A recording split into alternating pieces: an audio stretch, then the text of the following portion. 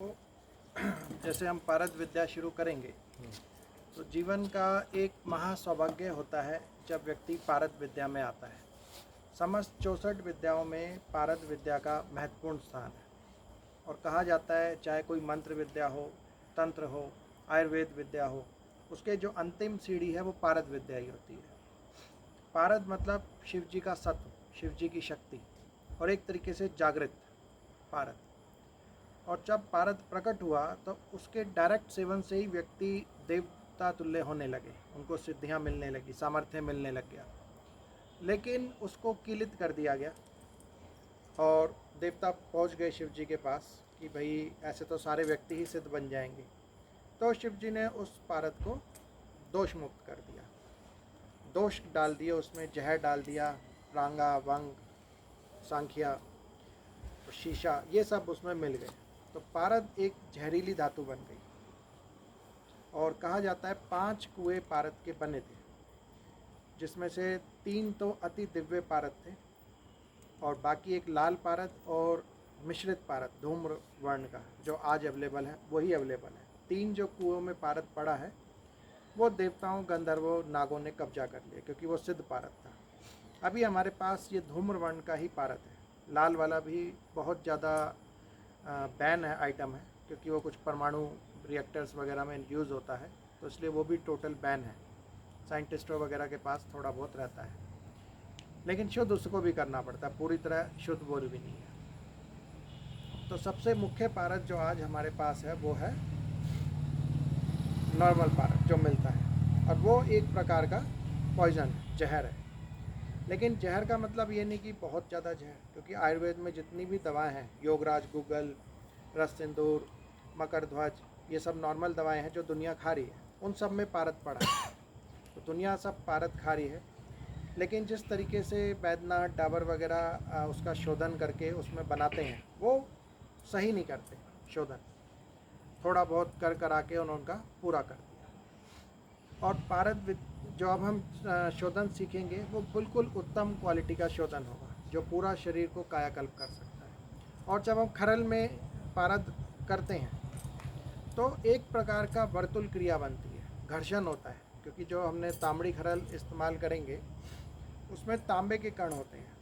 तांबे के कण जब उसमें चलेंगे तो एक करंट पैदा होगा जो पारे को और जागृत कर देगा।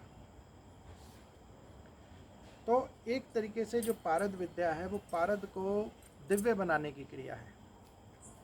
इसमें सबसे पहले तो हमें शुरू में सावधानी रखने की बहुत ज़रूरत है, क्योंकि शुरू का जो पारा हमारे पास रहेगा कम से कम 5 संस्कारों तक वो अशुद्ध रहता है।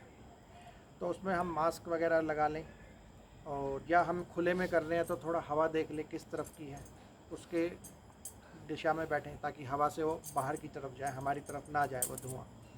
और ख़ासकर जो अग्नि पे संस्कार होंगे तप्त खरल वाले, वो हम सीखेंगे सारा कैसे होंगे कैसे नहीं। उसमें अग्नि वाले संस्कारों में खास ध्यान देने की ज़रूरत है कि हमें वो धुआं ना जाए, इसलिए पारद कर्म जो करें वो खुले एरिया में ही करने चाहिए। तो पारद मुख्य रूप से इसके रस सिद्ध हुए बहुत सारे पारद के 27 रस सिद्ध, वो भी मैं कल बताऊंगा कौन कौन से रस सिद्ध हैं, उनके मंत्र कौन से हैं, कैसे उनको जागृत करना है। और पारद का स्तोत्र भी है, उसको करना है।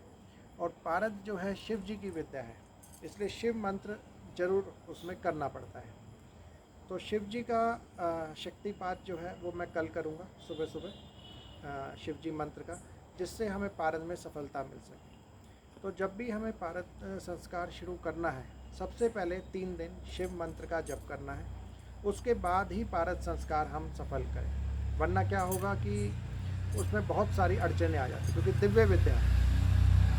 एक छोटी सी हमारी पारद गोली 30 फुट 50 फुट का पॉजिटिव ऑरा जनरेट करती है, जो ऑरा स्कैनर से निकल के आता है। तो जब 1 किलो पारे को हम घर्षण करेंगे और शुद्ध करेंगे तो उसमें बहुत ज़्यादा ताकत आ जाती है, और उसकी ऊर्जा से हमारे अंदर के जो सूक्ष्म शरीर में वो पड़े हैं पाप, ताप, या कह लो ग्रहों का बंधन, पिछले जन्म के श्राप, पिछले जन्म के कुछ ना कुछ बंधन, वो सब मुक्त होते चले जाते हैं। पूरी की तरह से हम एक तरीके से हमारा भेदन हो जाता है, और वो ऐसा भेदन होता है कि वो रुकता नहीं है, जन्मों जन्मों का भेदन हो जाता है, जन्मों जन्मों के संस्कार खत्म हो जाते हैं। और जैसे 8 संस्कार पारद के मुख्य हैं, उसी प्रकार ये 8 जन्मों तक का कचरा हमारा सब साफ कर देता है।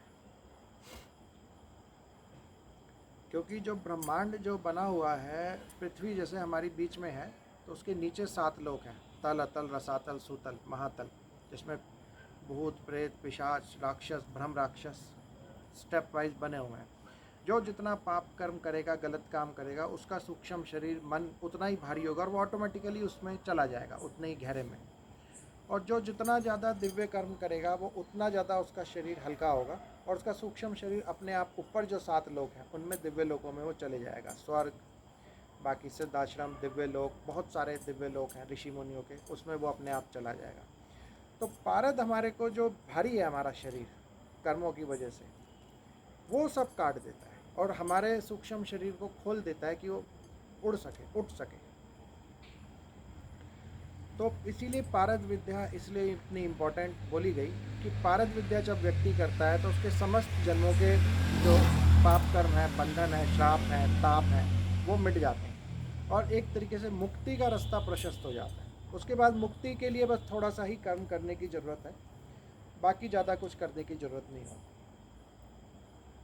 ऐसे ही इसमें गंधक जारण का फल है।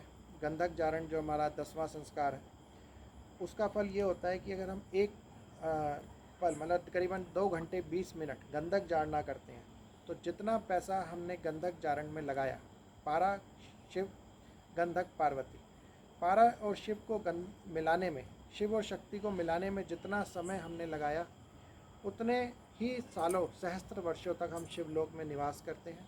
प्लस शिव जी की आज्ञा है कि जितना हमने उसमें धन खर्च किया है, उसका 100 गुना धन स्वयं भैरव जी हमारे को प्रदान करते हैं, उस पारद कर्म का जितना भी। तो अपने आप में ये पूर्णता वाली विद्या है, सब तरीके से पूर्ण कर देने वाली। और इसमें सबसे पहले जैसे हमारा खरल भी होती है, तो खरल हम इसमें तांबड़ी पत्थर की खरल लेते हैं, जो सबसे उत्तम क्वालिटी की खरल है। वो हम एक बार कल उसके बारे में विस्तृत चर्चा करेंगे। तो अभी तो मोटा मोटा मैं एक इंट्रोडक्शन आपको दूंगा। खरल हम कल सामने लाइव में ही देखेंगे, खरल ये क्या है और कौन कौन सी खरल होती है और इस तांबड़ी पत्थर का क्या महत्व है जिस खरल का। और पारद की कुछ गतियाँ भी होती हैं, वो भी एक बार हम कल ही चर्चा करेंगे उस पर। अभी मैं एक आपको संस्कार की आउटलाइन देता हूँ। जब हम पारद शुरू में लेते हैं, हमने शिव जी का मंत्र जप लिया, पाशुपत्यास्त्र मंत्र या अष्ट शिव मंत्र, उसके या अघोर मंत्र शिव जी का, दो तीनों में से हम कोई भी जप सकते हैं संस्कार से पहले। उसके बाद हमें संस्कार करना है। तो संस्कार से पहले हम प्रारंभिक शुद्धि करते हैं, वो एक क्रिया होगी। फिर प्रथम संस्कार होगा स्वेदन संस्कार, फिर होगा मर्दन संस्कार, फिर मूर्छन, फिर उत्थापन और पातन। ये शुरू के जो 5 संस्कार हैं, ये पारद की समस्त तरीके की जो उसमें मिलावट है, जहर का अंश है, वो ख़त्म कर देते हैं। उसमें जो जड़ी बूटियाँ यूज़ हुई हैं, वो सारा वो जहर ख़त्म कर देती है पारद को। लेकिन जहर ख़त्म हो गया, पारद कमज़ोर हो गया, उसको गति देने के लिए फिर छठा संस्कार होता है, रोदन संस्कार। और 7वां और 8वां संस्कार नियमन और दीपन, वो पारद को दिव्य बनाने के लिए। 8वें में पारद भूखा हो जाता है। अनुवासन में हम नींबू में रख के और गंधक शुद्धि करके उसको और जागृत कर देते हैं। और 10वें में गंधक जारण कर देते हैं, पारद और शिव का, शक्ति का मेल करा देते हैं पारद में। वो बहुत ही इम्पोर्टेंट संस्कार है। और जिस जगह पे वो संस्कार होता है, वहाँ पे सिद्ध लोग आते ही आते हैं कि ये कहाँ पे ये घटना हो रही है, कहाँ कौन व्यक्ति है, कौन गंधक जारण कर रहा है। और उनका हमें बड़े अलग तरीके से महसूस भी हो सकता है। जैसे हमें कोई सुगंध आ सकती है, या लाइट नॉर्मल जल रही है, वोल्टेज ऊपर नीचे होंगे, क्योंकि वोल्टेज ऊपर नीचे होते हैं। ऐसे बहुत सारे अनुभव लोगों के उसमें आए हैं जब भी उन्होंने गंधक जारण किया है। तो अपने आप में एक तरीके से पूरा दिव्यतम ये मामला है। उसके बाद जब हम 10वां संस्कार कर लेते हैं गंधक जारण, शिव और शक्ति को हमने मिला दिया, फिर हम उसको अलग अलग तरीक़ों से लेके जा सकते हैं। जैसे हम उसको लेके जा सकते हैं दवाई के निर्माण में, कायाकल्प के निर्माण में, पूरे शरीर को वज्र बनाने में, या फिर हम गुटिका के निर्माण में, पारद की जो गोली है, शिवलिंग है, कुछ भी बनाने के लिए हम उसको लेके जा सकते हैं। लेकिन 10 तो हमें करने चाहिए। बहुत लोग 8 के बाद कर देते हैं, लेकिन जब तक शिव शक्ति ना मिले तब तक वो वाली गोली नहीं बन पाती। असली गोली शिव शक्ति के मिलन के बाद ही बनती है जागृत वाली। तो 10 संस्कार तो हमें कम से कम करने आने चाहिए गोली बनाने के लिए। उसके बाद फिर विशिष्ट वाली गोलियाँ भी हैं, स्पेशल वाली, तो उनका भी मैं प्रोसेस आपको बता दूंगा। सिंपल ही है, बस समय ज़्यादा लग जाता है उसमें, कई कई दिनों तक, कई कई हफ्तों तक उसको पकाना पड़ता है। बाकी प्रोसेस सिंपल ही होते हैं, वही उसी में ही 10 संस्कार वाले होंगे।